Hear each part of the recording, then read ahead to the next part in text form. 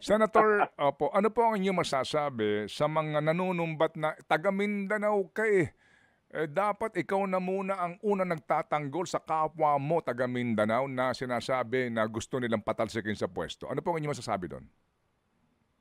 Well, naging abogado rin kasi ako tsaka mathematician po ako sa training talaga. Yung utak ko hindi ko talaga kayang kontrolin na objective talaga ako kung ano talagang dapat kung may issue, ah, sagutin natin yung issue, harapin natin yung issue at objective tayo. Doon tayo sa substance ng issue, hindi yung sino ba itong involved na party na ito, kumpare ko ba ito, kapitbahay ko ba ito, kaibigan ko ba ito. So, hindi po ako ganyang klase mag-isip. So, pero ako, ito lang sabihin ko hindi, kaya nga yung, kung yun ang sabi nila, ito ang sasabihin ko. Kung naging senator judge sana ako pagdating hanggang sa dulo, alam niyo kung walang ebidensya, mahihiya ako sa sarili ko to convict.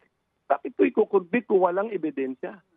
Pero kung merong ebidensya, mahihiya naman ako sa taong bayan kung i-acquit ko, kung hindi ko ikukonvict, dapat ko rin namang i-convict. So ganun lang po yung attitude ko talagang siguro siguro iba nagdududa na bakit kasi gusto mong ituloy. Number one, yan po ang pagkaintindi ko sa Constitution. Pagsunod lamang yan sa Constitution.